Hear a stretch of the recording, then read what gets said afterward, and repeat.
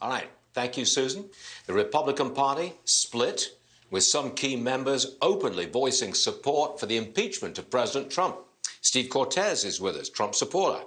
Look, Steve, like it or not, this is a badly divided party, and that does not bode well for the elections in 2022, does it?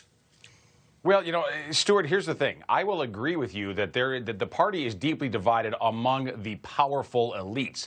And what I mean by that is there's a great debate going on. There's a great chasm between the visions for the party's future in the corridors of power. What I mean by that, New York newsrooms, K Street lobbying offices in Washington, D.C., the halls of Congress. However, there is really no debate, Stuart, among the voters. In other words, the voters of the Republican Party have decided that we are an America First workers movement. And let me put numbers behind this, because we just got new polling out from John McLaughlin, and among Trump voters, 76% say that they will not support politicians, for example, who vote for impeachment. 70% of Trump voters state that they want Donald Trump to run again in 2024. So there is near unanimity among voters, among working class people out in the United States about the future of the Republican Party. I will concede that there is a great debate going on, again, among the power brokers, but that is a legacy issue of establishment politicians, people like Liz Cheney, who do not believe in an America First agenda, who believe in warmongering and intervention all over the world. Those people have not yet, of course, still have not bought into the America First vision, but voters have. I don't think you can dismiss leaders like Liz Cheney and Mitch McConnell in the Senate. You can't dismiss them as the elites who don't count with voters. They do.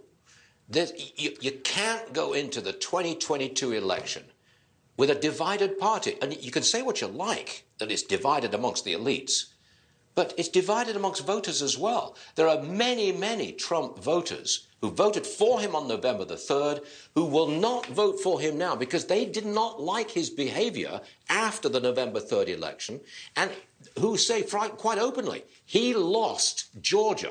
He lost the Senate because of what he was saying. Well, I believe the Senate was lost because Georgia Republicans would not stand up for the president and would not stand up for election integrity. I believe the loss in Georgia that's a divided electorate.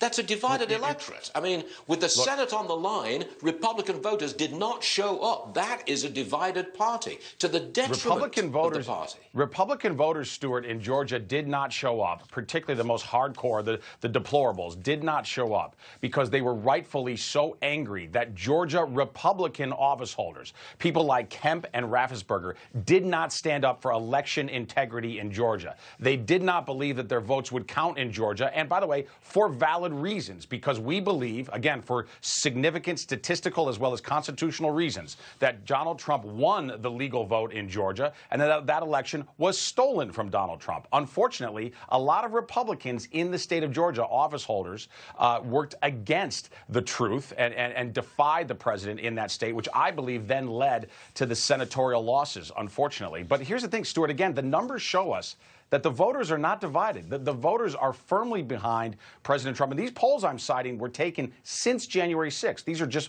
polls of the last few days. As a matter of fact, Politico just released a poll today, and they asked Republican voters who they want to run for president in 2024. More than twice as many people named Donald Trump as any other candidate. So we are still an America First party as far as voters go. Now, I will concede, in the corridors of power in the Washington Beltway, very different story. Got it. We're going to agree to differ, and this debate will go on for a long time to come. Steve Cortez, Understood. Glad to have you on the show. We'll see you again soon. Thanks very much. Thank you, Stuart. All right, what is it now? About 10:30-ish?